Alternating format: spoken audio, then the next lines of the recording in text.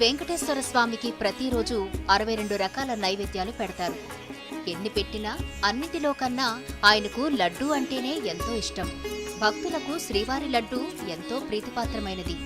స్వామివారికి లడ్డూ ప్రసాదం 1940లో ప్రవేశపెట్టారు.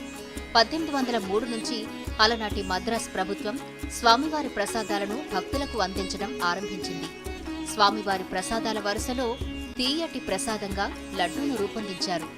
ఈ లడ్డూ తయారీకి ఓ ఫార్ములా ఉన్నట్టు అనిపిస్తుంది.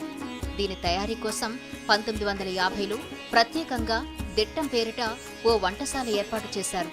పెరుగుతున్న భక్తుల అవసరాలను బట్టి దీన్ని కాలక్రమేణా విస్తరించారు. ఈ లడ్డూల తయారీకి ఓ లెక్కుంది. 5100 లడ్డూల తయారీ కోసం 165 కిలోల ఆవు నెయ్యి, 180 కిలోల శనగపిండి, 400 కిలోల చక్కెర, 30 కిలోల జీడిపప్పు, 16 కిలోల ఎండు ద్రాక్ష, 8 కిలోల కలకండ, 4 కిలోల యాలకులు వాడతారు. తొలినాళ్లలో కొండ లడ్డూ భారీ సైజులో ఉండేది.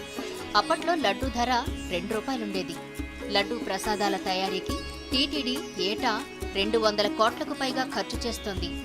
ఈ ప్రపంచంలో ఎన్ని రకాల లడ్డూలు, ఎంత గొప్ప వంటవాళ్లు ఉన్నా తిరుపతి లడ్డూకు వచ్చిన రుచి వాటికి రాదు. అదే ఈ లడ్డూ ప్రత్యేకత.